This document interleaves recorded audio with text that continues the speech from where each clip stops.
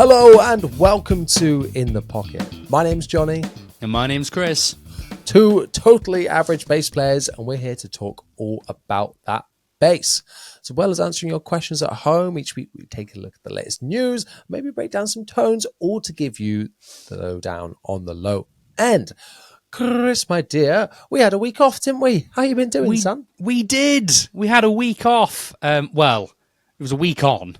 Like, we were both too busy to pod, but to the listeners, we have had a week off. Like, we've been on the beach, having some pina coladas. I got sunburn. You caught something. No, we did not do any of that. We were all far too busy to do a podcast. Wigan is a strange place of the world. Yes, Wigan is a strange place of the world, but we've been very, very, very busy. Very busy indeed. Indeedy McCready. What's your life been like since I've seen you? What have you done? Many gigs, I expect. Interesting accent choice there. Thank you. You went straight up the M6 then. You went like West Country, bypassed the Midlands, bypassed me, and went straight to Scotland. Love that. Yeah. 100%. Straight past T-Bay, all the way up. Anyway, busy. I have been so busy, I've been ill twice. I've had 2 colds in 2 weeks. Wow. He is tuckered. Worn Absolutely. out. Just knackered. loads of gigs, mate. Just loads of gigs. Like, where have I been? I did... Oh, that was at the start of the month. Did that horrible gig in Norwich, Norfolk, whatever. Who cares? Same place. Don't go there if you've ever been. It's awful. Anyway, then I was at Silverstone. Did a gig at Silverstone. With Stormzy. That was interesting. That was a very hard day. It was good, though. If they're listening, big shout out to Stormzy's band for sound checking during one of our sets so no one could hear us. That was very funny. But now you've we were on this Stormzy. We were on this outdoor marquee thing that was like sponsored by Jack Daniels. It was called Jack's Garage. And it was really cool. There's a reel on it. There's a reel on my Instagram that shows it. But where it was like the equivalent of like, you know, like at Download, you know, you've got the main stage. Imagine like up towards almost the same distance of like where like the Dogtooth stage is, like near the top of the hill. Mm-hmm. But like, because there's no other bands or anything, when that main stage is on, everyone can hear it. Because I didn't know until we were booked for it. Silverstone, you've got the Formula One on the qualifying on the Saturday and the race on the Sunday. But there's a festival on all 3 nights at the same time. What? Yeah, so they only have one act. It's one big act each night. And there's like... So when I was there on the Friday, during the day, because there's no racing for that one, I think there was some like Formula 2 stuff and some testing. Who cares about that? Yeah, go-kart driving, mate. I could have them in my Micra. And all, imagine. They had some like events, some interviews and stuff like that. But then in the evening, Stormzy was playing. And then there was someone else on the Saturday. And then on the Sunday after the race was Rudimental. So, you know, the big names, Calvin Harris has done it and a couple of other people. But Chris Horrocks. Technically, yes. But while we were on, like our second set, like mid-afternoon, because we were on in the afternoon in this sort of like bar area, Stormzy's band was sound checking. And obviously, it's a big main stage. The drummer, who was just having a bit of a vibe, he'd obviously got a few minutes just to mess around on the kit, check his drums are in tune, have a little bit of a jam, all that sort of stuff, was so loud, I could not hear the drummer, who was 1 meter to my right. So we were playing Proud Mary. I know. We were playing Proud Mary. And our singer was just joking through the mic, going, sorry, guys, literally just can't hear anything right now. Maybe I'm in time, maybe I'm not. You start playing along to the other drummer. Like, well, yeah, I could hear like three snares going off at the same time. Like, it was so loud. But anyway, that was good. Did a wedding that weekend as well. Just loads of weddings. I've just been everywhere. That's the main thing. Very tired. How about you? You've been somewhere. I have indeed. We also had a week off because I've been at 2000 Trees Festival, which you probably guessed from the title of this episode, and we'll get into that even more in just a minute. Yeah, it was amazing time going there. I've been as a day guest first of all, then camping the whole weekend, then extended weekend, and then now going and in like the press area this time, representing both the podcast and YouTube stuff. Was very, very cool, and absolutely loved it. Amazing vibes. That festival, you got to go one day. It's so good. I would like to go. It's because it's a big festival, but it's not. It's a medium-sized festival. It's not small. Yeah.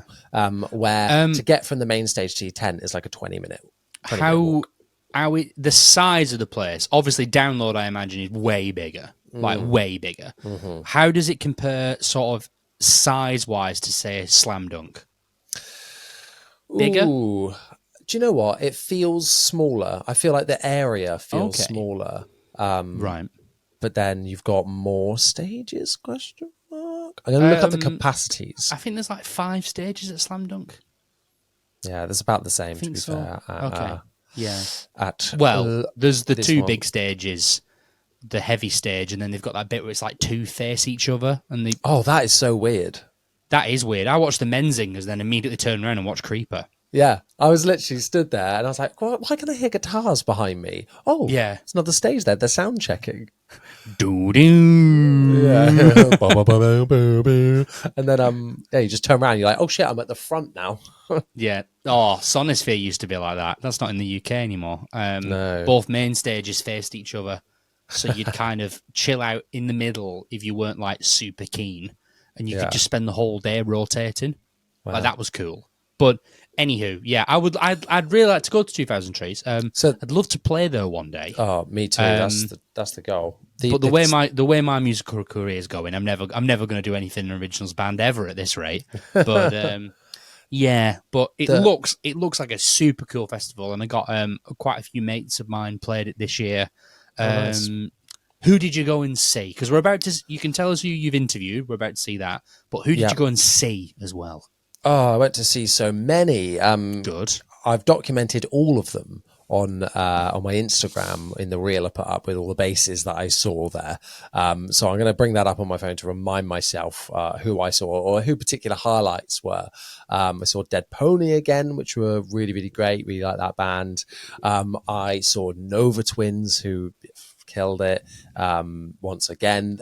I tried to get an interview with Georgia, and I saw them there backstage.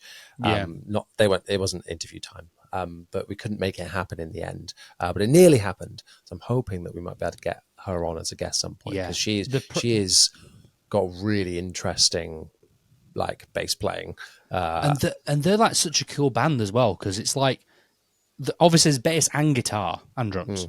But it's like the bass is always like leading the charge. It's like there's a bit of a royal blood thing going on in there.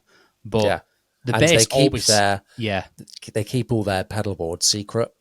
So every photo you'll see, it's all blurred out. You know what? Controversial. Not into that. Like I don't think that all comes. Do you know who kind of invented that? Oh, it's not pedals. It's actually technique.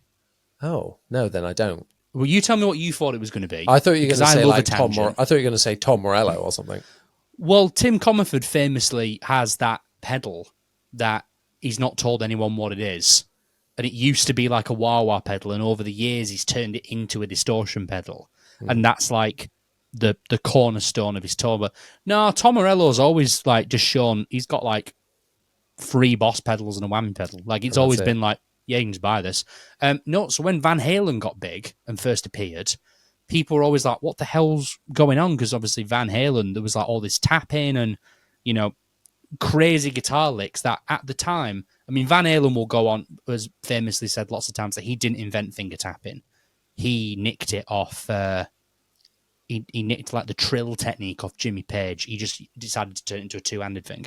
But they'd be playing, and then as it got to the guitar solo, he'd turn around He'd turn around with his back to the audience and play the guitar solo. So people would be like, "What is this? Like, what? How does he do it? You know, like Eruption and stuff like that." He'd do that facing away from the crowd.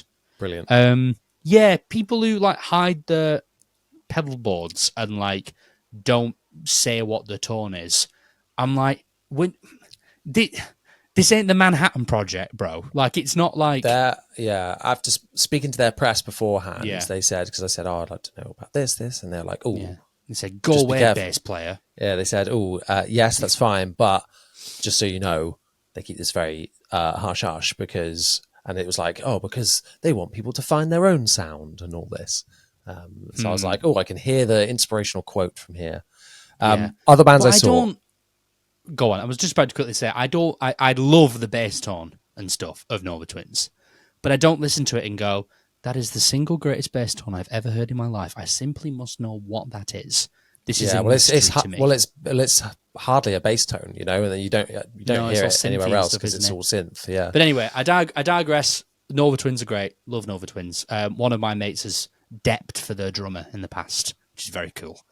Anyway, please continue with your list of bands you saw at the festival we are here to talk about. Static Dress, Boston Manor, Kids in Glass Houses, Hot Mulligan, the Pale White were very good. Really recommend checking out that band.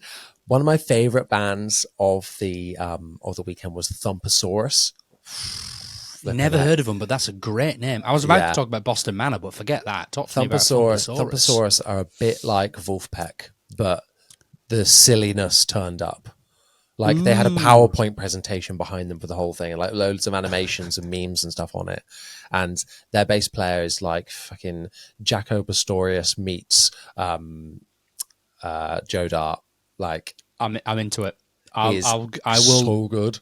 I'll Google it later. It sounds like the inside of my head. Yeah, it's so good. Mouth Culture, brilliant. Love that band. Unpeople, amazing. Yeah, I still need to listen to them. Yeah, check it out. It's they used to be it's the Prestamico guys. Yeah, because I loved Prestamico, and then I saw Unpeople got to open for Metallica, and I was like, what? And then obviously we're going to be seeing a lovely interview involving them shortly. That's a great interview. Cool bass tones and all that sort of stuff. Short scales, blah blah blah. Yeah. Spoilers. Love it. Yeah, I need to listen to them. It sounds like I'd like them. Yeah, you should check it out. The song Smother, very fucking good. Just an instant banger. You're like, oh yeah. Instant banger. Michael Sarah Palin, Indoor Pets, all sorts, you know, obviously like Don Broco and headliners and stuff. But yeah. I was going to ask, actually, I'm really sorry, I'm really ignorant. I know the Gaslight Anthem did something. Mm-hmm. I know Creeper headlined one of the stages. Yeah. I know Wargasm headlined something. Did I get that right? Yes, they're on the Cave, I think. Okay. Don Broco, were they the big headliner? Don Broco. They closed the festival, yeah, on the main stage. Okay. Was there anyone else who headlined? Because I'm a bit ignorant here. I didn't really look because I don't look at festivals I'm not going to. The Chats was the other one. Not familiar with them. They're an Australian band. Not really my cup of tea. Okay. But very well. You know, it's very much a festival of like lots of shoutiness and punk stuff, and then rock and some hip hop little bits in there. But yeah, most shouty, angry stuff, but without but not too much metal. You know. Was there anyone you wanted to see but weren't able to? Didn't get a chance to? Yes. Oh, because that's the worst, isn't it? There was only one, but Teenage Wrist. So I saw them in Bristol, luckily, late last year for the first time. American band, fucking love them. They're so good. And I was waiting around for an interview that didn't even end up happening, and so I missed them. Oh. It was like, just wait there and we'll get done. And we waited for fucking 45 minutes. So yeah, I could hear them because they were next to us. I could hear it going off, but luckily I'd seen them before. If I hadn't seen them before, I would have gone, no, I'm going. Yeah, I was like that at Download with Busted. I mean, that was Busted. Impossible though, wasn't it? Yeah, I heard, like, I didn't even attempt it because I saw on Twitter like 4 hours before, like I had mates who were playing on that stage earlier on in the day, and I saw them in the press bit afterwards, and they were like, "Mate, don't even bother. Like, don't even bother. Like, they were like, we played, and the crowd, that's Busted's crowd waiting for Busted. Like, but I should have never been on that tent, man. Never. Should have been a second stage headliner. I'll argue that with anyone all day. Yeah. 100%. They're a bigger band than Funeral for a Friend. I said it. They are. They are. Yeah. Mental. Anyway, I digress. And the similar thing happened with Creeper, really. The tent was spilling, out the sides. Yeah. Well, Creeper are massive now. You could book them 6 months ago. You could book them now for something in 6 months. Yeah. And it'll get to that festival, that date, and go, well, it's too big now. They completely sold out Manchester Academy last time I saw them. That's 1,500 cap. They're doing the Ritz in Manchester on Halloween this year. I've got tickets for that. They're an arena band now. They're doing bloody Wembley. They're doing stuff in America with Black Veil Brides. They're massive, and they were great at Download. Like, they were so good at Download. Yeah, pyro every 5 seconds. This was my first time seeing them since 2014. 2014? Yeah, when I saw them at Takedown Festival.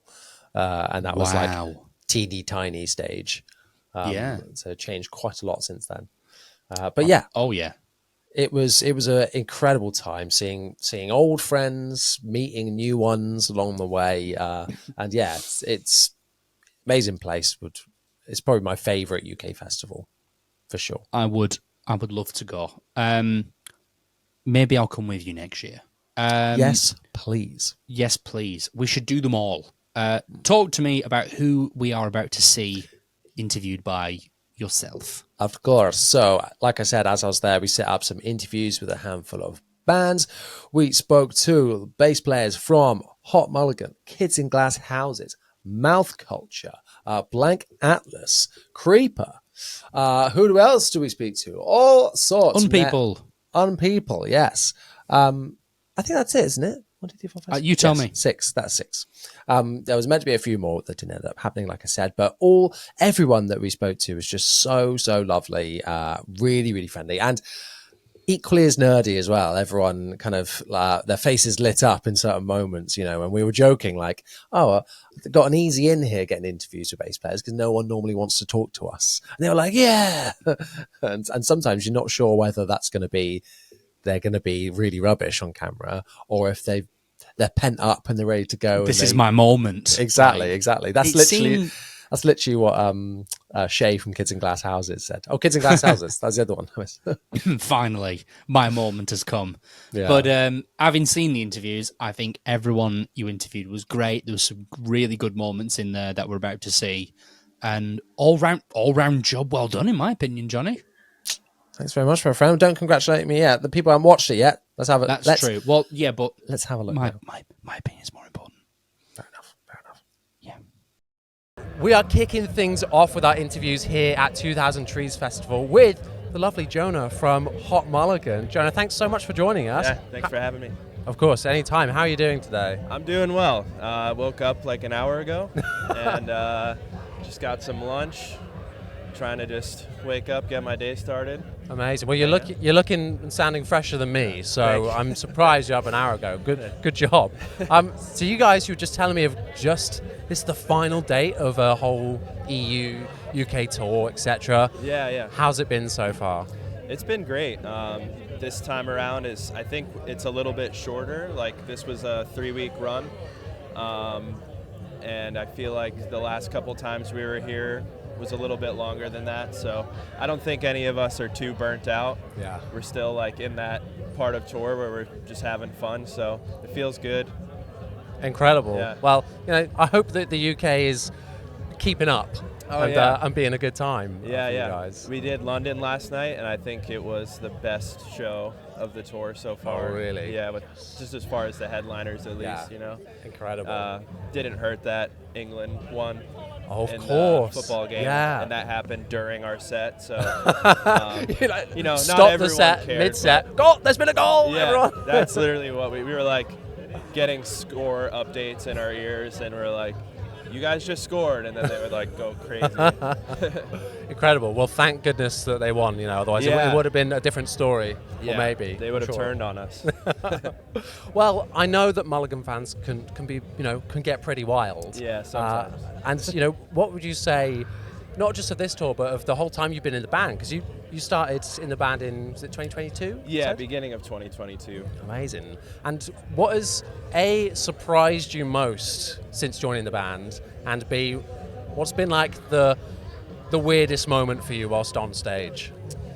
So the weirdest moment actually happened at a show in Leeds.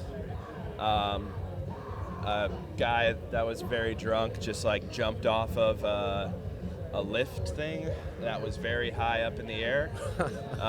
But he was coming from behind the crowd, so no one knew he was jumping off of it. And he took some people out, and luckily everyone was okay. I think he got the worst of it. He was just passed out on the ground. Oh my God. But yeah, it was one of our first shows of that tour, and we were just like, is this what it's gonna be like? So these people are stuff setting like the this. scene like this. Yeah, but luckily it was just a isolated incident. He's like, guys, look at this! Jumps Yeah. off. It's like the moment from Shrek when he jumps into the crowd and everyone just moves out the way. Yeah. Squash the puppy underneath. It was pretty wild. Damn. Well, we couldn't have you here without talking about bass, because that's what we're here to Hell do yeah. on this bass guitar podcast Sick. and videos that we've got going on today. So, I want to know, because I've seen some tasty looking basses, in particular the Reverend that you're playing at the minute. Man, I'm so jealous of that finish as well. Looks so cool. Yeah. I mean, how did you first get involved with Reverend, and what are they like? So the band had already been working with and playing Reverends years before I was involved. So when I came in, I was just using a Reverend I was using a Fender that Chris had, and he just loaned me to play on tours.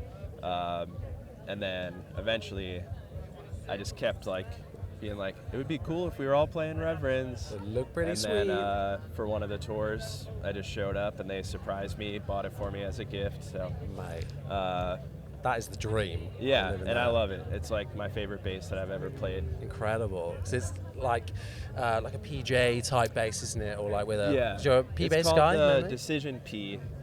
Nice. Not on the nose at all. Right. What are they going for there? Yeah, but I've only ever played P basses. It just works for me, and I feel like the sound that we're going for, it just works. Yeah, you don't want something too complicated, active, something that's going to go wrong on stage. Right. You're just ready to go, basically.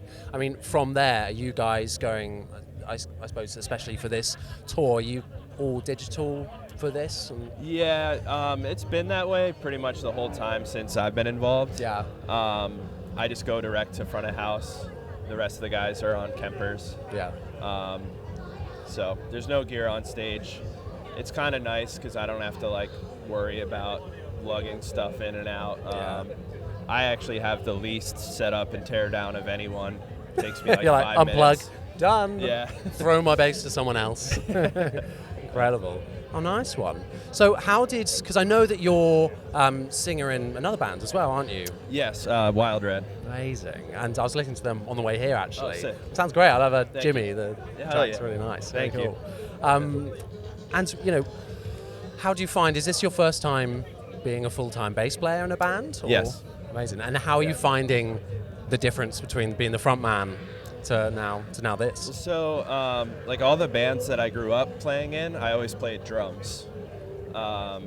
So I'm familiar with being in the rhythm section, but I'm not familiar, or I wasn't when I first started, with standing in front of people with an instrument and doing the thing, moving around and trying to look cool. And I'm still figuring that out. I don't know if I'll ever get there, but You're doing it effortlessly anyway, man. So it's fine. But yeah, it was definitely scary the first time, playing bass in front of people. There was 1,000 people there, so it was I know how to play the songs, but Yeah. stop looking at me. Please. That's right. Sometimes we can get away with like being at the back a little bit. Yeah, that's what I did. Pretty much that whole first tour, I was just facing Brandon. Just like, Well, I don't see any of that today. If I'm watching, I'll be like at the front. There's a little bit of that, but I get more comfortable with every show, and Nice. Also, get it's there. still a growing thing, and as still kind of new to the band. Yeah. That's great. Yeah, Well, speaking of the band, I mean, what's going on at the minute? What's the next thing? Are you tours coming up and recording? yeah. So we have just been touring pretty much for 2 years straight, with small breaks in between, but a lot of that time is filled by studio time or something else, or like festivals. So right now, this is like the last tour, full-length tour that we have planned for the year, and then for the rest of the year, we're just doing festivals, and we've been dropping singles like every couple months, and those are like the first songs that I play on. Yeah. So it's You're been, like, it's these been really ones cool. sound the best, everyone. Yeah. Like, Like, I'm not surprised that one is. it's those I'm bass going to be lines. listening out now. That's great. Yeah. Awesome, man. Well, before we finish things off, I've got an important question, probably the most important question. All First off, are you a Star Wars guy or any kind of particular pop culture fan? I would say I'm new to almost all franchises. I never watched anything like that growing up. Wow. But my girlfriend recently showed me Lord of the Rings, and I'm very into that. She also showed me Star Wars, and I'm like so on it. So. Yeah. Okay, well, let's go Lord of the Rings then. All right. So, which Lord of the Rings character do you think would be the best at playing bass? This is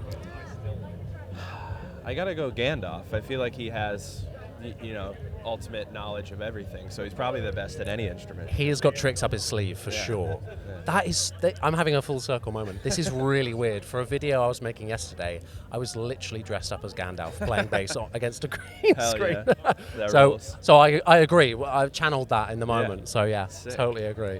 Well, dude, thanks so much for taking the time to talk to us today. Yeah, thanks And, for having me. Yeah, no worries at all. And I hope the set goes well. Thanks. Awesome. Cheers, See you dude. there. Okay, I am now joined by Shay, who is responsible for laying down the low end in the legendary Kitten Glass Houses. Dude, how's it feel to be back at 2000 Trees? Fantastic, thank you for the introduction. Yeah, no, it feels great to be back at 2000 Trees. I was just saying earlier, I mean, I've had a little wander around. Obviously, we did it years and years ago, and I'm yet to sort of recognize the place. I think it's kind of, it's grown, it's had such a glow up, it's a completely different festival now, it's massive. So I'm kind of like waiting for it to click and for me to remember where I am, but at the moment it's all very new. Yeah, because I think it was 2014 the last time you guys so, played. yeah. So that's 10 years ago. I mean, obviously you guys are now back at it, back in action, going full steam ahead. New album on the way. Yeah. How has it been? How would you sum up the reaction that fans have had of you guys coming back? I mean, it's just been phenomenal. It's like, when we had no expectations whatsoever. It was 15 years anniversary of our first album coming out, so we thought, let's. And one of the things which pushed us, I suppose, is like, we released the first album on vinyl years ago, and we saw loads of people selling them, like reselling them for like hundreds of pounds. And wow, we're like, that's crazy. Like, we can do something about that. We could reissue it. It'd be fun. We'd all love, putting vinyl out. Yeah. So we did that, and then one thing led to another. We'll do a tour to support that, and that kind of just like really blew us away. It was mega. It was hands down like the best tour we've ever done. Oh really? Well, the first one back. It was insane. Nice. And so that just like really just galvanized as a band. Like, we kind of like, okay, well. Because what was it like relearning those songs? When it comes to it. It was instant, man. Was it? All muscle memory, honestly. It's there. Yeah, like it was, years of just passively not thinking about what I'm doing. And Yeah, just doing totally. it. It was the first practice. It was just like first practice, first song. I bet you had goosebumps in that moment. We've like, got it. We've got it. We can do this. It was pretty special, man. Yeah. Incredible. I mean, what would you say then has surprised you the most about Kids in Glass Houses coming back together?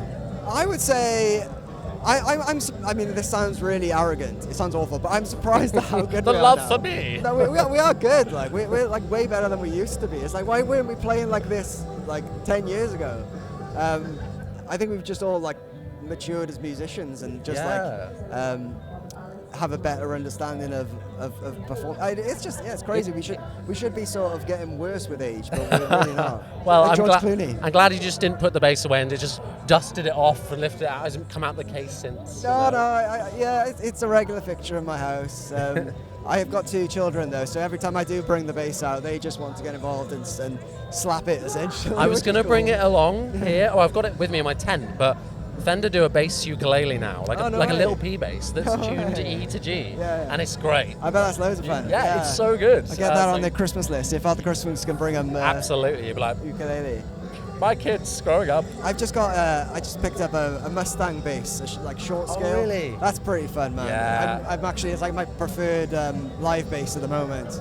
It sounds amazing. Like you wouldn't think a short scale bass would have so much like oomph. Yeah. But it really does. They It's bring incredible. a different vibe to it, honestly, and Yeah, the feeling. I feel like even like difference between like a jazz bass and a P bass. Yeah. I play differently. Yeah, because you the do. thicker neck and Yeah, you yeah. kind of you play a bit. You play less, I find, but sometimes less is more, and you just inspired to do something different. So with a short scale, I'm always, my foot is on the fuzz pedal every time. I'm like, can just do some disgusting riffs with this bass now. No, it's just fun. As you say, you kind of like you do play differently with different guitars, and that Mustang, you just want to have fun with it, man. Nice. So let's keep on the topic of bass. That's what people are a bit here to hear about. What is it that you're playing today? Because I know did you bring the Mustang with you? I got the Mustang. I'm playing through a Mustang. I'm playing as I'd say for the majority of the set. I've got my trusty. I bought this Fender Mexican Jazz. I think it's a 1960s reissue. Like I bought that must have been like 17 years ago, and it's a rarity, man. It's just a one-off. Like every time I've taken it and brought it into a studio and plugged it in, the producer's always been like, what is that bass? Like I want one. And it's just like I've had like the same. I bought because I like to duplicate when I buy stuff. I bought the same one again, and it doesn't sound Doesn't anywhere have the near. same mojo. It's exactly the same guitar. It's just black, and it just sounds. It doesn't sound. It sounds great, but like in comparison, it's just so true when they say that people that they have like a soul or something about them, and like it just works, and that can differ from player to player. You know, and I'm glad you found your one. That's beautiful. So that's the guitar that I'll never get rid of, and I'll always enjoy playing. And I've also got this it's a weird. I think it's like an '87 US Jazz. It's a weird one. It's kind of, I think maybe slightly, maybe like '84 perhaps. But anyway, it's kind of like it's a really unique one. It's one of those jazz basses. You know, the jazz has obviously got like the metal piece around the tone knobs. That's like white. It's plastic. Oh. Yeah, it's interesting. And it's a proper Fender one. It is a proper Fender one. Yeah. Wow. They made them. I think they only made this specific model for like a year, maybe, or 2 years. It was when they were trying to like save costs, I think. So it's a cheaper model, but it's weird. It's kind of like that one's got like loads of attack on it. It's like really like. Again, you find yourself playing differently with it, but it's kind of like it's really noisy. It's a really noisy. I mean, guitar. like 70s style jazz basses, the pickup slightly towards the bridge. That's exactly right. Yeah. It's got that. It's like it's got that kind of like that feel. It's great. Nice. It's again loads of fun. Nice to have a bit of variation across there. Yeah. And I was kind of like because we've done a couple of warm-up shows, and my tech was kind of like, you need. Because he's like the guru, he's the guru. He's kind of like, you got to use that one for that song. Use that one for that song. And we did it last night, and I was like, oh, whatever you say, man, I'll do what you think is right. And we were doing guitar changes, like, he was like on stage as much as I was. You're like, I'm not this much of a diva, I swear, it's the tech. I look like I can't even like tune my own guitar. And he's like on stage constantly. And I think he was like, it was worth it. It was worth it. It sounded great. Nice. Well, now I know, when seeing bands changing all the time, it's not just an ego thing or different tunings every single song. It's a necessity. It's like, if you can, why not? If you can, why not? Yeah. Absolutely. I brought 3 basses. I'm going to use 3 basses. Yes, yes. I take 2 to shows as like a backup, and people think that's a bit much. I want to be on your level. So in terms of after the bass, where are you going from there? You guys all digital at the minute in like Kempers and that stuff, or are you? Yes, are you amping it? we're actually we're all on Quad Cortex. Oh, nice. Yeah. So that's the first time. I mean, we sort of started introducing them for the Smart Casual tour. The 2 guitarists went on QCs, and I stuck with my trusty orange 8x10, and it was cool. But this is the first run of shows where we're all 3 of us are on QCs, and it just makes so much. It's really clean out front, and that's the main thing. And they sound so good, man. They just kind of like. Yeah, I mean, if you can get like a full Ampeg SVT rig, like in this size thing, like the technology is just completely like it's like I was skeptical of it at first. I was like, you're never going to be able to recreate like this, this huge rig. Yeah, it's not going to come close, but it sounds amazing. It's doing it. Yeah, it really is. Nice. Well, I look forward to hearing it on stage later. So, album's coming out in October. What can you tell us? What can fans expect? I would say it's an interesting one. It's kind of like some of the songs Alid was started writing like 10 years ago. It's quite an eclectic album. We cover a broad spectrum, as I think we do with all of our albums. But I would say the main sort of what makes this album stand out over our other albums, I think, is just its level of honesty. I think Alid, as a songwriter and as a lyricist, he's really like, I fucking hate this band. That's what he's saying. Yeah, maybe. He's just kind of he's more comfortable in his own skin and able to express himself better, I think. So lyrically, it really hits. Whereas he's kind of maybe shied away from it in the past. Oh yeah. Yeah. Nice. I just can't wait for it to come out now. I'm just like. Just the waiting game now. Is it all is it in mixing at the minute? It's all, no, we've finished. We're mastering. It's all done. It's all done. Oh, that must be painful. Just sat there like. It sounds great. It's there. It's on my phone. Well, right now. Yeah. Cool. Amazing. Oh, nice. Yeah, incredible. I can't wait to hear it. Thank you. Before we sign off, I have one very important question. Probably the most important question, to be honest. Now, are you much of a Star Wars fan, or are you? I'm not, unfortunately. No. What kind of pop culture thing are you a fan of? Back to the Future. Back to the Future. If you're talking like sort of. All right. Okay. Here's my question then for you. If Doc Brown has a bass, what bass is it going to be? Doc Brown, man. Doc Brown would strike me as a. I think he's a P bass kind of guy. Really? He's solid. He's clear. He's solid. He's rounded. He's going to have pimped out, like he did to a DeLorean. They're like, what? He's pimped out a P bass, you know? Totally. Can't go wrong. Yeah. Style, so much style. If you're going to play bass, you've got to do it in style. That's what he'd say. Absolutely, yeah, totally. Incredible. And it'll be white as well to match his jacket. Yes. Yeah. Good answer, my friend. Well, thanks so much for joining us. It's been an honour to have you on. And if you ever want to come on for a full episode, we'd love to have you. It'd be cool, man. Hey. Awesome. Cool. Sweet. Cheers. Thank you very much, man.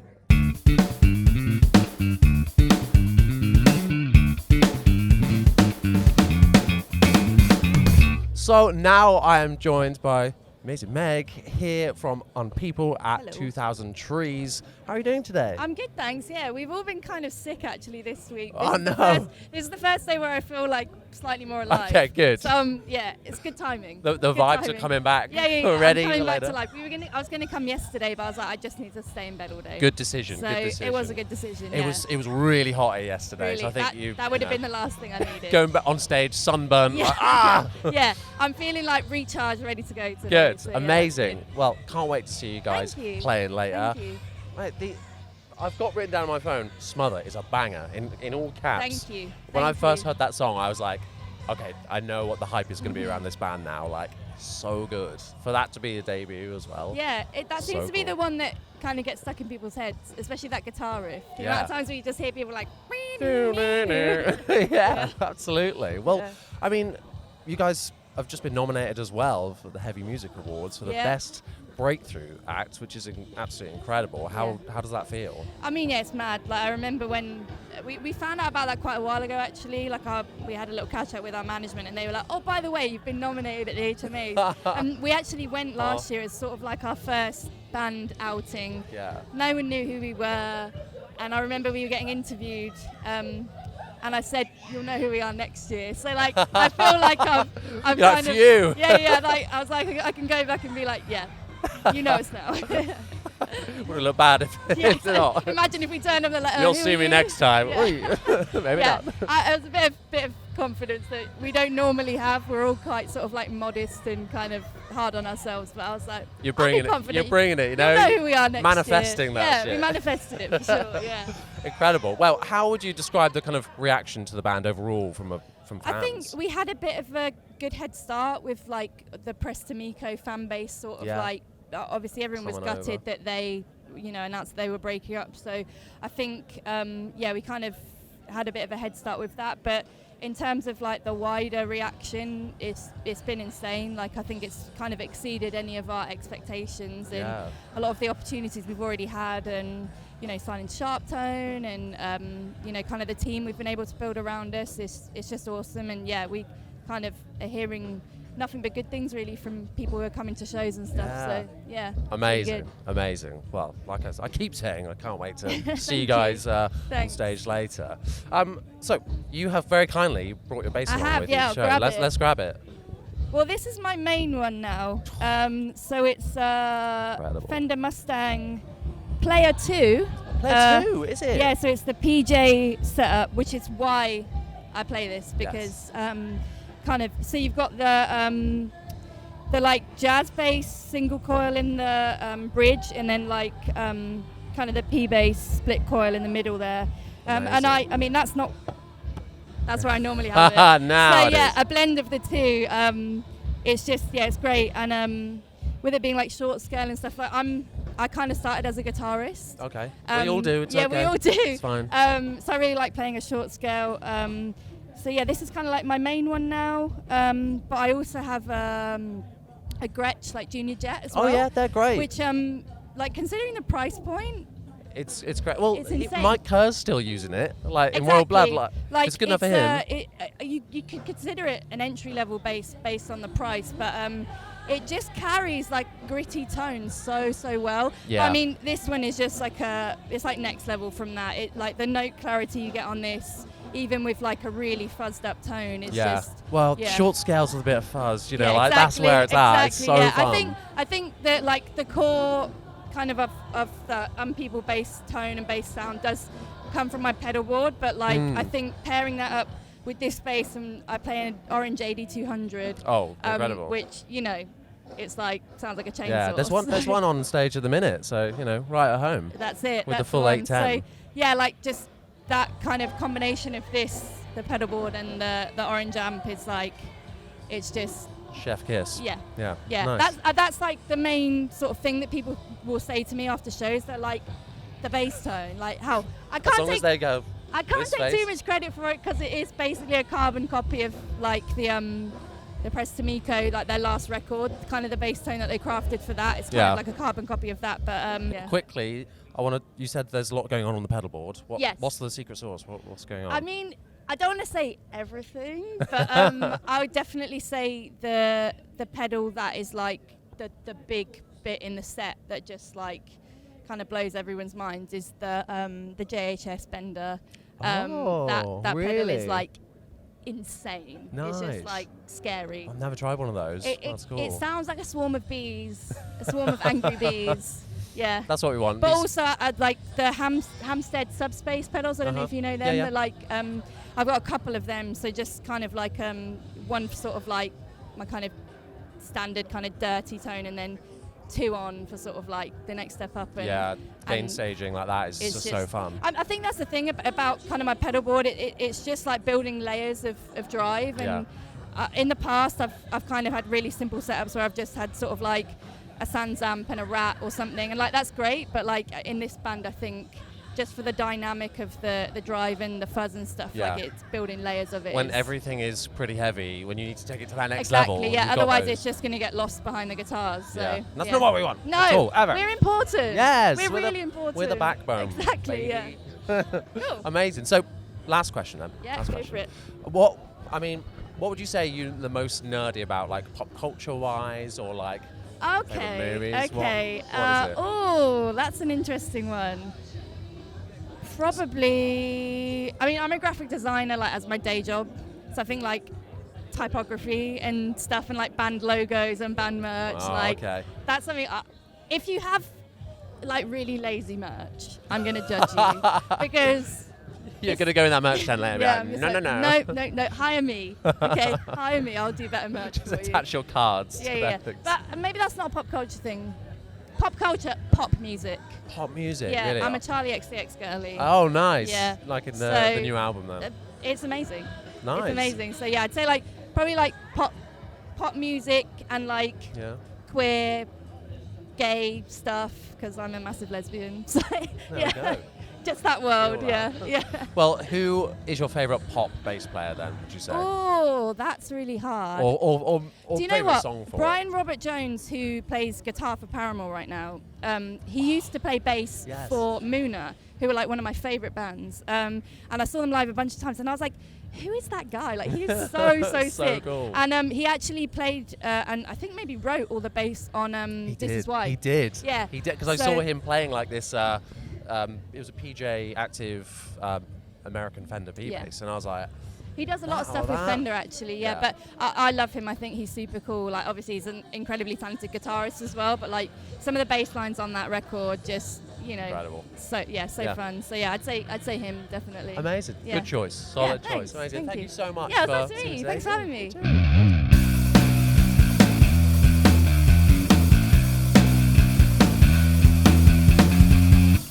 So now I'm joined by Todd from Mouth Culture.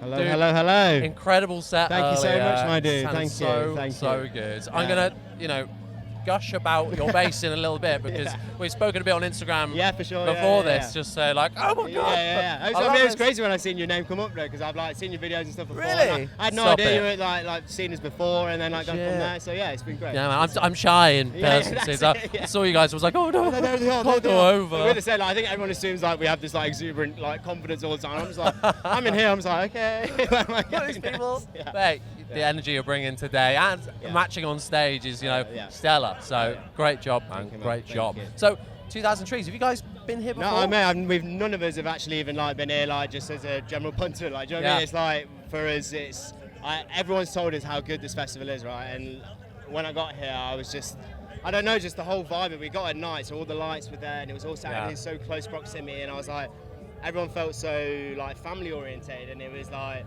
yeah, I don't know, really, really cool vibe, and the fact that I don't have to do like 27 miles to get to another stage is lovely. Oh, like It's 20 lovely. minutes from main stage to my Yeah, bed? Yeah, Incredible. I mean, it's probably good for me, but at the same time, I want to be lazy when I'm at a festival. I want to have a like 300-meter walk to my next band, and then I'm like, okay, I'm here to let me get my lower back pain here as well. Absolutely. Oh God, I'm all about that. And like you say, everyone's so friendly. On my way in, I got a custard cream just off the security No guard. way. He's like, "Here you go." Hell yeah. Wow, VIP. I feel like everyone was super like. I mean, when we came in with the van, because we kind of wanted the van next to us and then camp next to it, because we had Yeah. all the gear in there, and we were all like Yeah. a bit like, oh, don't want to leave it anywhere. And then the guys just like, yeah, just go through. And then we went up and they were like, oh no, you need this band, and we were like, oh. Went back down, and the lady was like, okay, they have the band. And then we went up. I was like, this whole thing was probably avoidable, but.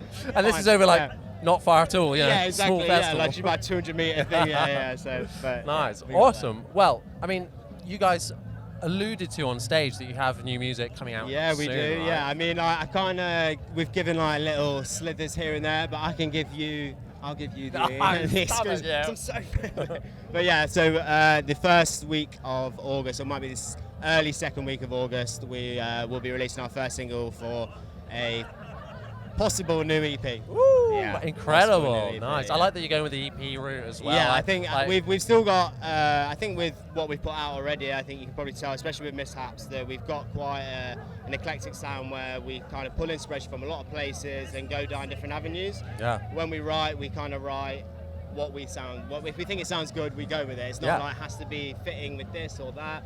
And it's played into our favour because I think with each festival we've done, we've tailored the set to that. And like when we've got like Truck in a few weeks, and we can like do a bit more of an indie route with that. So I think this EP, new EP as well, is a level above Mishaps, and like we were super proud of Mishaps. So for me to say that is like a statement. Yeah, and you know, you can hear that development in your sound from that, sure. and like even from artwork to stage presence it's so different across it all, I think. And I think you really wear your influences on your sleeves as well. Like I can hear Lower Than Atlantis, I can hear Unit 6, you know, and then it's going into the more indie stuff as well. Exactly, so it's fucking awesome. I love it. Love it. So you're a bass player, I'm a bass player. This is what we're here to do. Hell yeah. Okay, let's nerd out now. Yeah. So I'm gushing about your bass that you have on stage because it's it's not it looks like a Ripper, but it's an Aria, isn't it? So it's an Aria Pro 2, it's 1974, and it's based off the Ripper based model, but the setup I've got on it is I've got a split coil, so it's like a P-bass setup.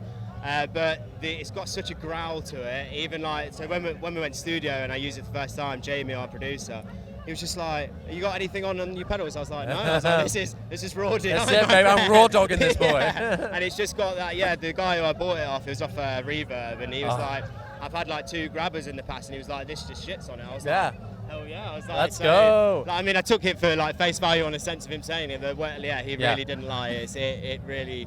it packs a punch. Incredible. And ever since I saw you guys live for the first time and I saw that bass, I was like researching it up, and I cannot find them anywhere. Me neither, mate. No. Me neither. So it's actually had a P-bass setup, but the original circuit, I think, is different to what it's Right, actually I was going to ask that, So I think it's all still present under there, because I spoke to the guy about it, because I was like, I kind of didn't recognise from anything else that I seen similar, and I was like, I didn't want it to be like fakery. So I was just like, is this like all legit? He was like, it's just like the setup is just like for that thing, and it's I mean, he's kind of found a golden zone with it. Like, I've really done nothing to it other than buy it and play it. And it's kind of especially with the record, like when we did Mishaps, like there was, I think on Jonny I played with my Jag, and it's a bit more of like a dubby feel to the verses. So I was like. The growl of it, because I was playing with my fingers on that song, I was like, I didn't really enjoy it, because I didn't want to play a bass where I'm sucking out a part of the tone just to make it fit. I'd rather have a guitar that's playing into that tone I want. Absolutely. But I think the versatility of it is like, even though it's just the volume and tone, it's kind of crazy. Well, it's like a P-bass, isn't it, at the end of the day? And you can just get so much out of that. Exactly.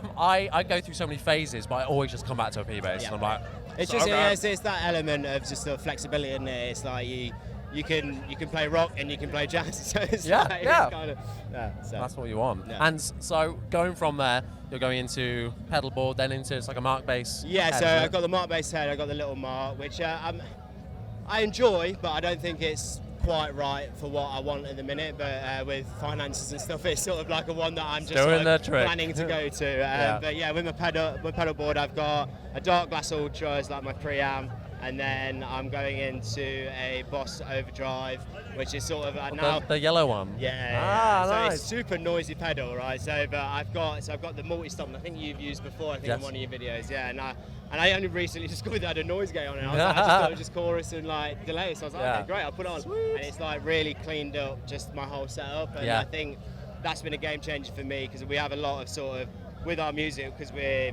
guitar, bass and drums, as we're doing live, I always wanted to write so my bass is apart, rather than, I want it to accompany and complement the song, but I want melody and inspiration to be there where people can latch onto that. 100%. And I think, especially with just having one guitarist in the band, like we've got obviously ones on the backing track when we're playing, but I wanted to make that a statement where, especially with the new EP as well, I think Don't Pull Up's probably a good example where it literally is just one guitar and drums and bass, and it just does everything it needs to do. And I think if you can get that right at the foundation, any sort of like little bits that you put on finessing it just makes it tenfold. And so it's been really, really fun for me to record these past 2 records, because it's like in other bands I've been in before, it's been very much just a complimentary. Like to be fair, with bass, I didn't play bass before I joined the band. Right. So one of those, eh? Yeah, one of those old chestnuts. But I wrote with the lead singer Jack, because we used to work together, and then we're writing. So I think we wrote 50 Missed Calls,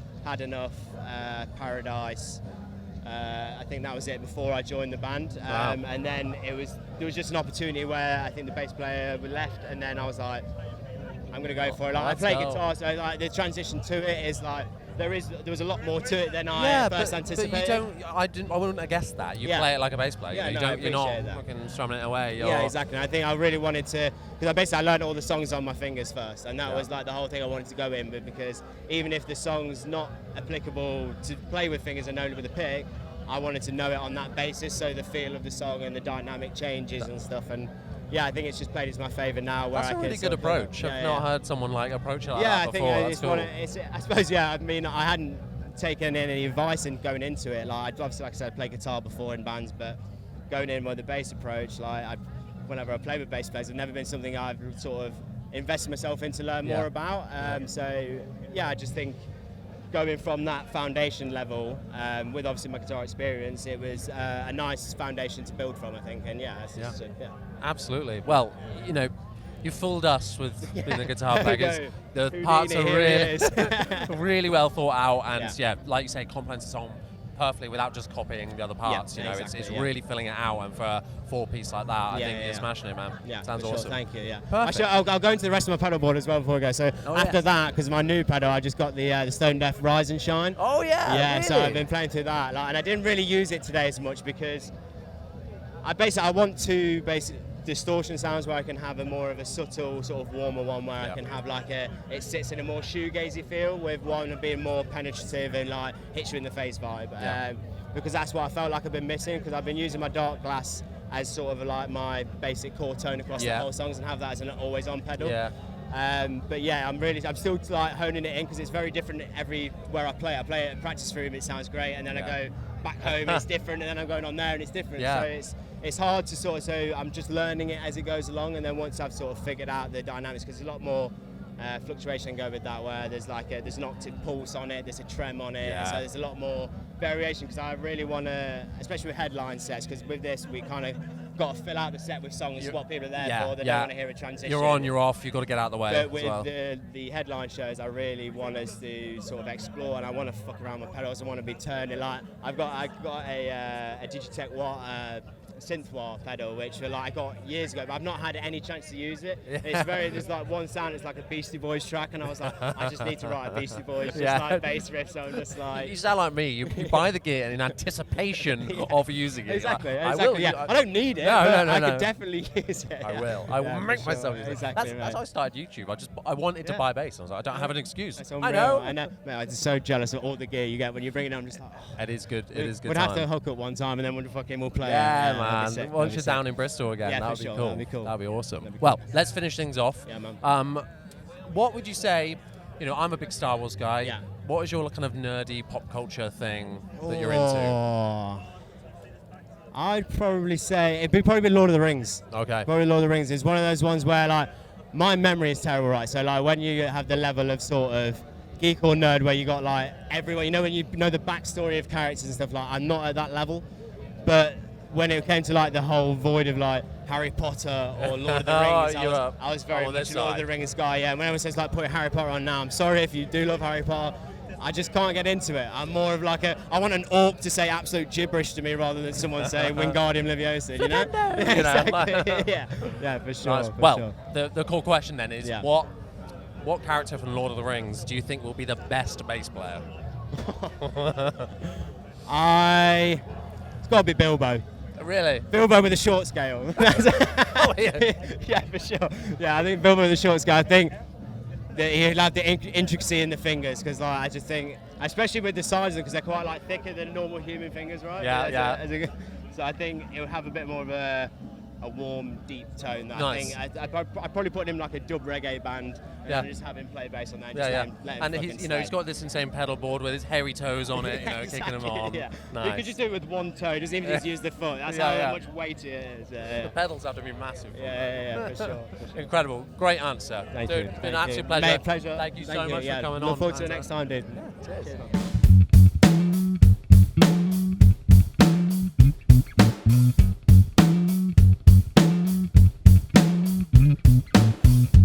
So now I am very lucky to be joined by the lovely Sean from Creeper. Hello. Dude, how are you doing this? We're good. We've literally just got on site.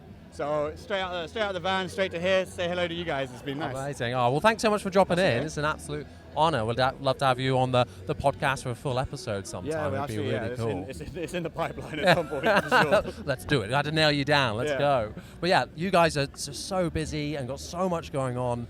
And walking around the festival, I've seen probably the most merch being worn is Creeper, I would say. 2000 Trees has been it's like Will always says this, it's one of the first festivals that kind of really backed us. Really? Like, I think it was like 2015 we did the Cave Tent as like super baby band, and then we've done different slots around the site over the years. And then today we're headlining the tent, so yeah, Look it's always how fun far to we've come back. come. And typically, like in the past, a lot of us have always just kind of stayed with friends and camped it, and then just enjoyed the rest of it as well. So yeah, It's such a friendly atmosphere, and everyone working here is super cool as well. It's easy. Like, It's easy to, bar phone signal, it's easy to find people if you get a good meeting point. Yeah. Yeah, absolutely. And yeah, we just love it. We've been a couple of times now. This is the first time us doing press things here, and it's just been so easy to get everything around. So yeah, fucking love it here. Yeah. It's awesome. How would you describe Creeper fans in a nutshell? The Creeper cult, you know, because Like- I'm seeing everyone around. Everyone seems so into it. It's like, you know, like the end of year school photos Yeah. where you have like 200, 300 people jammed in. That's kind of how it feels like sometimes. Everyone's just like extended family in a way. Yeah. It's nice. We've had people that like the new records kind of opened us up a bit more to like a slightly wider scope. So we're kind of in a nice transition now where we're meeting people for the first time. Yeah. And they're like becoming friends with those who have been with us from the start. So Awesome. it's kind of community. It's like community. Yeah. It sounds cliche, but it's community. No, Yeah. that's what carries it and makes it a long, you know, it's not just a flash in the pan type thing, you know, it's legs to go forever once people grow with it. And Hopefully, hopefully. You'll see you here in like 10 years' time, like, Yeah, more bags under my eyes. Yeah. be the same thing.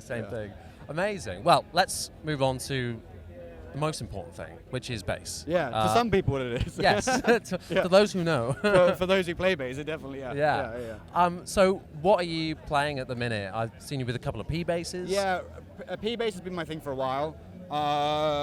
Years ago, I was playing a Fender Jazz, which was, I really like that bass because it's got the placement. It's still got the 2 rows of pickups like a Jazz traditionally would, but it's got the staggered placement like a Precision. Oh, right, so nice. you get 2 rows. Split P, yeah. So you get the more like the 2 pickup options, but they're staggered in the way the Precision is. Yeah. It's got a great tone on it. But yeah, no. In recent times, I've been using my P bass just through Nice. and through. That thing's scraped up as hell now. That's what's great about them though, because you can just, because it's so simple and they just sound great. You can just. Yeah, I'm Pretty not. well. I've never been somebody who's like a pedal nerd. Like as I'm getting older, I'm starting to sway that way a little bit. I'm like, actually, what else can we do to be creative? Yeah. And the more our Creeper sound scopes wider, Yeah. then there's more options to do that. But like, I'm a dude that listens to like Matt Freeman, you know. Yeah. And that's just kind of plug and play and be dirt, you know. Yeah, and that's why him with the P bass as well is just so iconic. Exactly that. Like, I just want to be mad. Oh, Please. yeah. So far from that, but yeah. If I could be like a nephew, that'd be good. Ah, lovely. So, in terms of, you said you're getting into pedals.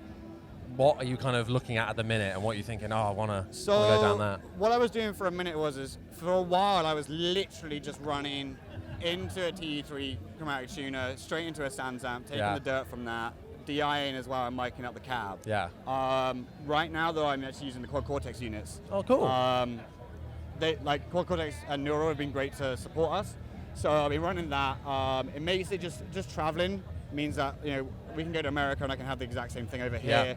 I like to have a cab on stage still, so I used to use my Fender cab. Yeah, nice. And we so we have the DI out of the QC and then also the cab mic'd up. Oh, brilliant. Because I like stage rumble. Yeah. We're a live performance band that creates as much as we can through playing, Yeah, I can't imagine going just pure in-ears, nothing else behind you, pushing some air. Yeah, we do it in some territories just because it's just like logistically it makes sense to do it that way. Yeah.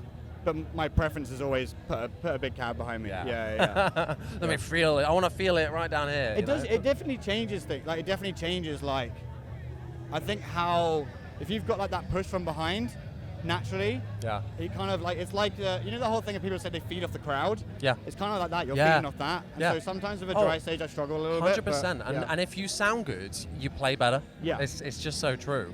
Yeah. Sure, yeah. Amazing. Well, you said about America. I know you guys are heading back. Is it in September? Yeah, we head out. So we're doing shows with a band called Twin Temple. If no one's ever heard of them, like, they're incredible. Do you know that band? I don't know. So I was introduced to them by you guys. Oh, okay. Saying so they are branded as satanic doo-wop. And it's, as from what I understand, I could be wrong, but it's a married couple and their band. Oh, cool. And they're very, very cool. But yeah, they've got a tour with another artist. And then on there, they've got enough off days that we're supporting them. And then on our off days from that, we're doing headlines. Yeah.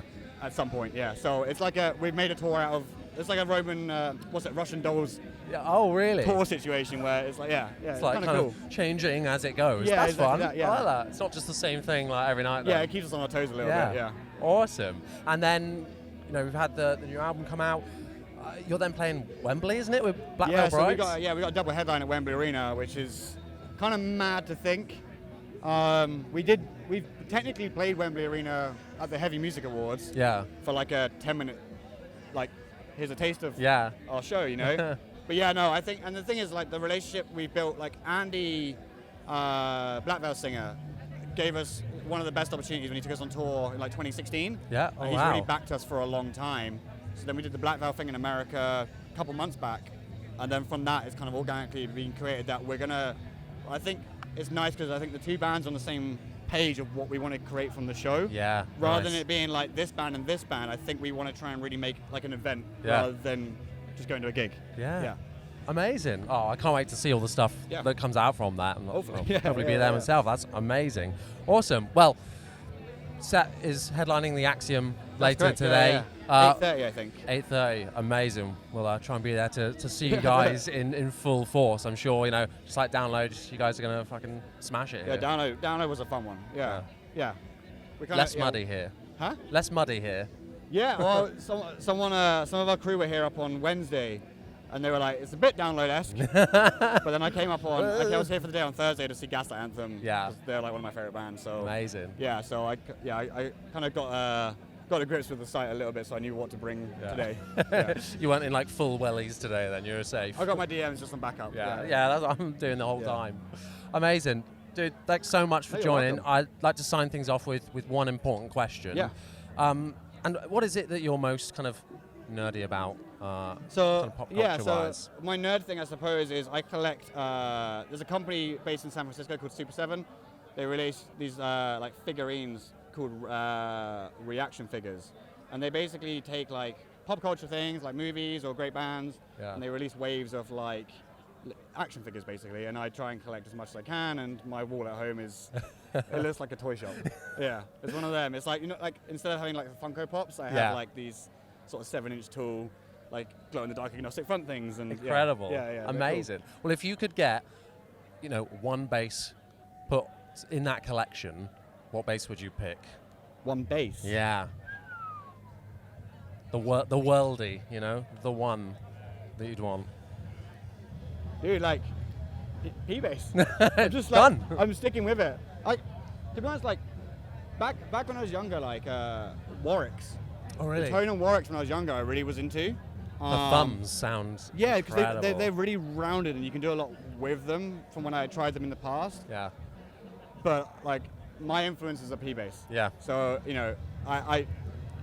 at this generation we have so much options to pinch from bands we loved and instrumentalists that we fucking grew up being inspired by, and the Fat Mikes, the Matt Freemans of the world. Yeah. P-bass. That's what does it. Easy. That's what does it. I saw a couple of like Stingrays where people have just taken out the pickup and put a P-bass pickup in. I'm That's like, interesting. amazing. Does that fit?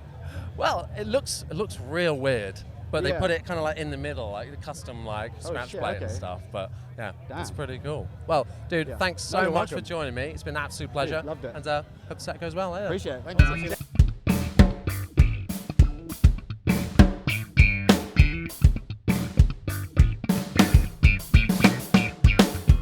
Now I am joined by the very handsome Chris from Blank Atlas. Hello, my friend. How are you doing? Thanks for having me. I'm doing really good. Yeah, thanks. Fantastic.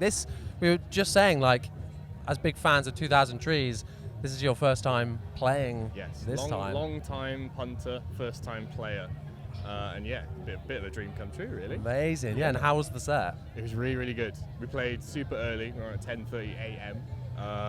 And honestly, I kind of thought it would be like, we'll take a few songs to kind of get some stragglers in, and maybe by the end it would be decently full. But it was like full from 5 minutes before we went on. I was like, people were keen. They were keen, man. Ready to go. Nice. That's where they came from. Well, I hope you guys will be back next year as well. I know Hopefully, Trees has a way of, if they like a band, get them back and keep it going. I mean, we bite James' hand off that. So. You're like, please, let's go. Incredible. So for those that don't know the band, how would you sum yourselves up in a couple of words? We are a 3-piece and we all sing. And it's kind of riffy, but we like a good chorus as well. So a lot of catchy bits, a lot of riffy bits, and a lot of harmonies. Nice. So riffy enough to get the metalheads going, but you could still show it to your mum, and they'd be like, "Yeah, cool, that's all right." My mum still insists it's too heavy. Oh, really? But Can't please some. We'll Nice. Well, that's right up my alley, that kind of thing. So, and you guys, sound amazing. When I've checked you out, it's really, really cool stuff. And you guys are from Bristol? Yeah, we're Bristol based. We've been there for like 10 years, but we all we met in because we've been in a band together, the three of us, since we were like 15. Yeah. And we met in school in West Wales, in Ceredigion. Oh, wow. West Wales. Damn. They're both Welsh, although they don't sound it. Yeah. Don't know why they don't. Born and bred Welsh. That would ruin the Everyone harmonies, likes. different accents going on. I was born in Oxford originally, but I moved to Wales when I was 10 and met the boys, and we're still going. It was a dream come bashing true. away. Awesome. Well, you said you're a 3-piece. How do you find, as a bass player, how do you fill out that sound, or what is your go-to kind of technique or advice for doing that? Well, I kind of cheat a little bit because I play into 2 amps. I play into a bass amp and a guitar amp. I do the kind of the Royal Blood Death from Above thing, where it's an octave up into the guitar amp and then the dry into the bass amp. Oh, amazing! And that it kind of gives, in a way, it helps me because I can hear kind of a guitar sound behind me, but it's what I'm playing, which is helpful, kind of just monitoring wise. Nice. But also, fills out, like you said, if there's only one guitarist. And that almost gives sounds like there's 2 now. Gives you a bit more freedom to play something different to the other guy as well. It's like, I can give Beef to kind of the single notey stuff, and he can do more kind of chordy stuff. Yeah. On top of it. Well, I've seen videos of you guys playing live, and you're going ham on stage every time. So. Fair play, man. It looks incredible, the show that you guys are putting on. I want to know a bit more about this bi-amp thing that we got going on, because that's like a dream for me. I'm like, one day when I hit that pedal on, it both comes through. It's a bit of a cheat code, because people come up to me and they're like, oh, tone's so cool, and then it's like, it's a guitar tone. Sorry. I'm half a bass player now. Yeah, I mean, the bass half is very straightforward. It's just a Fender Rumble head on the drive channel, drive on full. Nice. It's so you're kind of blending drives of both of them then. And that, I think, I don't know whether it's my bass. I don't think my bass is super high output. So the drive on full is crunchy, but it's not like insanely distorted. Yeah. It's just kind of your standard kind of crunchy alt rock bass tone. But then on top of that, I've got. I'm currently running into a Fender Champion little combo thing. Nice. But I have to push the input with I've got a Soul Foods Pog. Yeah. I use the drive on that to just give it a bit more beans into it. I think that and the Rumble kind of blend together, two slightly different types of crunch. Yeah, and that's the thing. A lot of people don't understand. They'll go from super clean to distorted, and it doesn't work too well together. So you need to blend the frequencies a bit. I find that when people have profiling amps, the cleans are oppressively clean, super compressed, and then it's full metal zone. That's because they're changing from amp to amp rather than just keeping it the same. It sounds both unnatural. Tones will sound good on their own, but switching between them is a bit much. Yeah. Sometimes. I've got to come to a show now. I've got to come and see it. I feel like I can hear it from here, but I need to feel it, Pop me a message, mate. It's going to be cool. Before we move on to your bass that you brought along, what pedal are you using to kind of split that signal? I've used various combinations of stuff. I don't use a splitter. like a normal person. For ages, my board was 3 tuners and a pog. You're like just double Where the checking it's in tone tune. is. Yeah, it's really in tune. One tuner was just a power supply that had a tuner thing built in. Yeah. And the other 2 I use as like on-offs for each amp. Yeah. And I was just going into a Boss tuner, which has 2 outputs. Yeah. And the bypassed one goes into another tuner. Oh, so I can wow. turn each on and off. But That's right cool, now huh? I'm actually splitting with the POG. I use the Oh, has effect it got out different goes out? to the guitar amp. Yeah, so that's yeah. the octave up sound. And the dry goes to, but then both of those go to tuners. I Yeah. still use the 2 tuner switch system. Patented. Amazing. system. Well, we've changed cameras. Whoa. We're much less high definition now, so we can be fine and confident with ourselves. Amazing. So let's talk about this bass that we brought with us do it, today. yeah. Let's grab it. Should I grab it? Grab that one once you put it on. I'll give you that one as well. Oh my Here it God, I'm dying over this color, man. It's so good. So what have we got here today? We have a Fender Precision American Professional 2. It looks older than it is. It's quite beat up.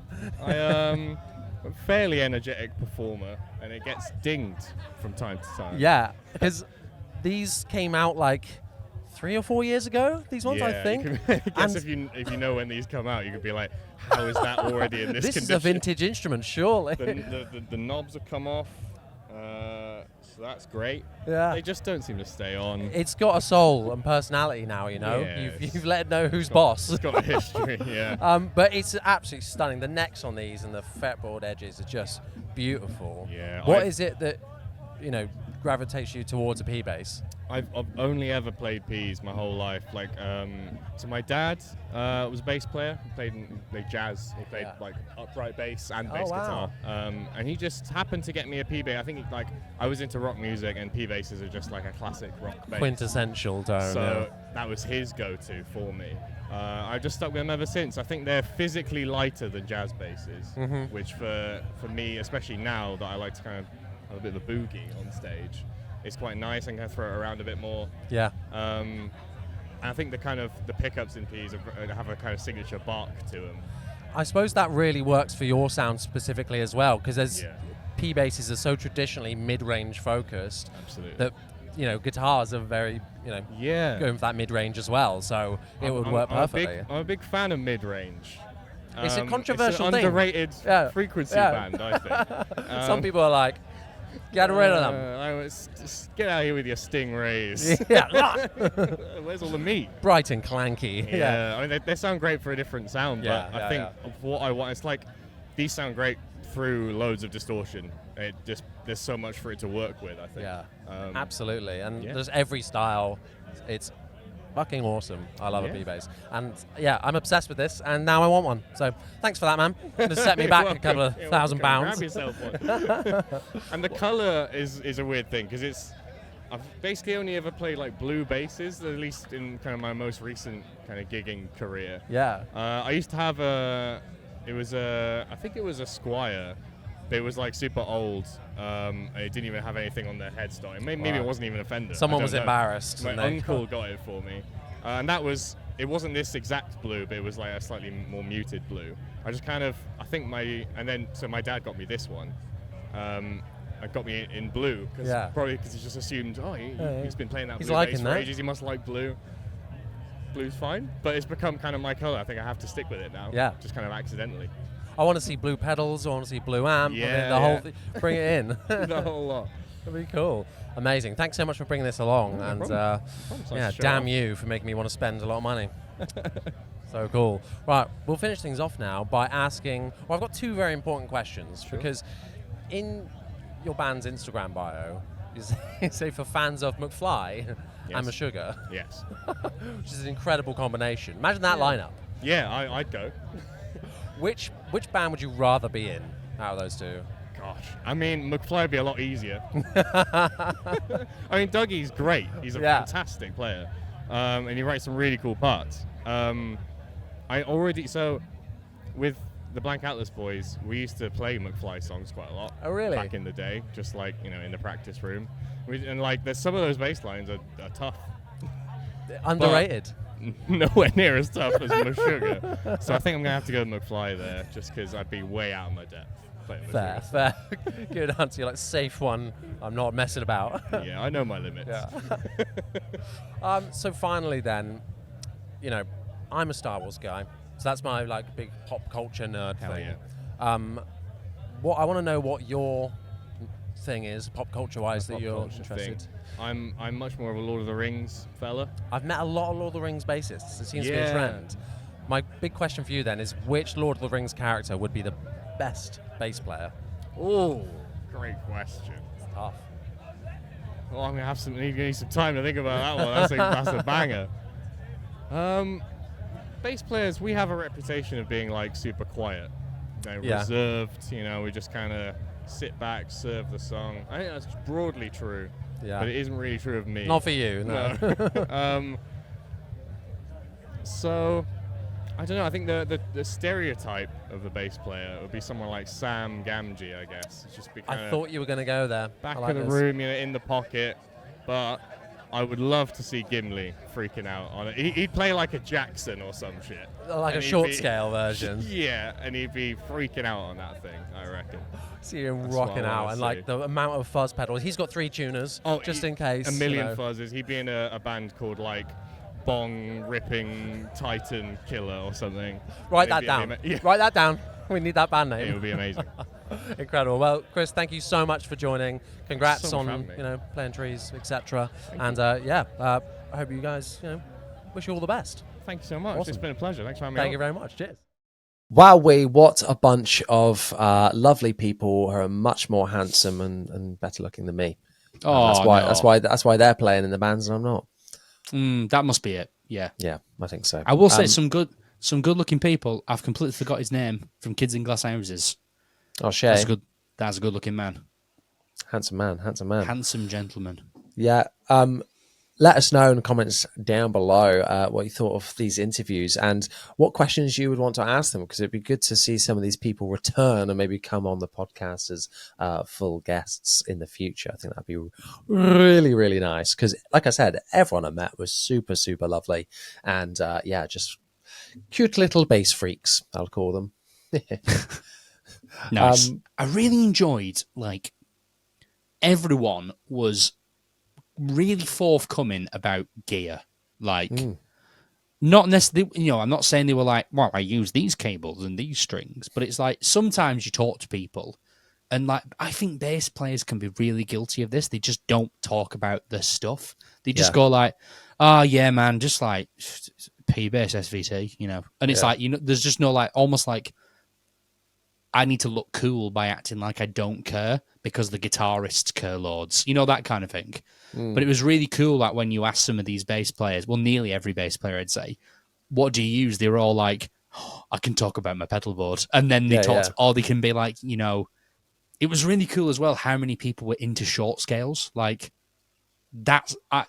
I'm getting one. I don't know what I'm going to get. I don't think I'm going to get an expensive one, but I think I'm going to get like the Squire Rascal or like a Mustang or something like that. Just something like, I might just get like a Squire Mustang or something little and fun like me. Yeah, beat me to it. Rascal over the Mustang all day. I want the Rascal. I want the pink one. Can't get it in this country, man. Or again, you can't get it. That Mikey Way one from ages ago. Oh yeah. Good luck getting that under 700 quid. Yeah, great. Yeah, why can't I have nice things? I'll just get a bass 6. Yeah, no, that'd be all right. Sheesh. Short scale. Thank you everyone that was involved in the interviews. Thank you to Haley at Good for Gold and everyone else that made 2000 Trees possible. Definitely go and check it out for next year. They've already got tickets on sale now, so you should definitely go and check it out. I think they've still got. They might still have 30% off at the minute, at moment of release. So get on that.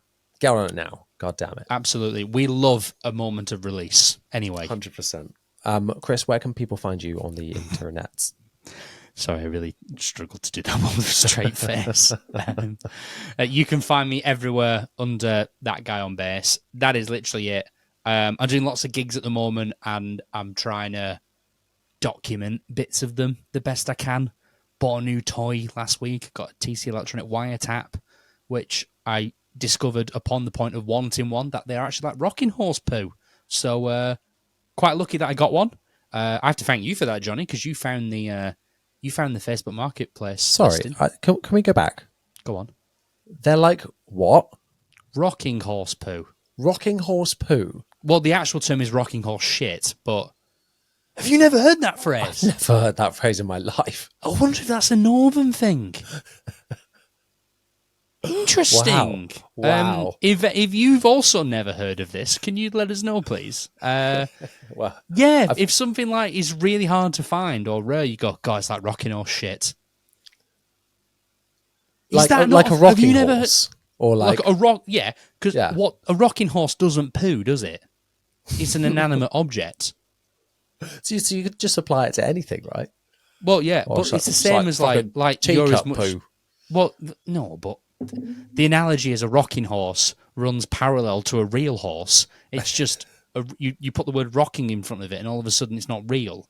So rocking horse shit, or is it a rocking horse? You know, rocking horse shit. Everyone listens to Motley Crue. I love this band name. Yeah, rocking horse shit. Title of your sex tape. Wow. What about like you've heard like you're as much use as a chocolate teapot? Yeah, like chocolate fire guard. Yeah. There's another one I like to use, which is a bit more insensitive that I won't say on air because it's quite tragic, but I won't do that one. Okay. I'm not doing it. We'll get in trouble. But yeah, rocking horse shit. Like you genuinely never heard that one. Never heard that. I'm going to ask everyone in work tomorrow. I want you to ask your significant other. Ask everyone at work because I think we've just accidentally discovered an up north phrase that doesn't carry downstairs, down south. The TC electronic wiretap is a very rare pedal. I didn't realise this until I decided I wanted to get one. You found a Facebook Marketplace ad that was about half an hour from me. Half an hour Crazy. On the motorway, so 20, 30 miles. And it was on the way to the gig that the video I've just posted on Instagram was from. So I'd had 30 seconds with the pedal in a quick sound check and was like, right, I'll give it a go. Destiny. But yes, I'm having a nice time with that. Let me know if you like those videos too. If you don't, just let me know anyway. The engagement's good. Where can everyone find you, Johnny? Jonny Dibble. That was easy. Done. Wow, on YouTube and Instagram at Jonny Dibble, etc., etc. So yeah, that is me.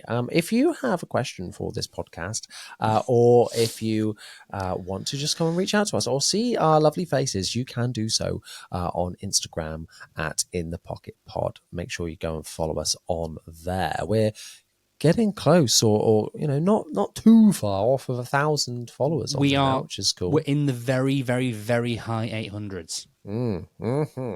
And then we're nearly at 666 subscribers on YouTube as well. So make sure you subscribe as well. Thank you so much. Last bit of admin: if you're listening like a chump, if you're listening to this on your podcast platform of choice, make sure you rate it 5 stars. Something to do with algorithms to make it reach more people. So that would be lovely, lovely, lovely. That is all from me. I hope you enjoyed this episode. Once again, thank you so much for watching. See you next time. Ta-ta.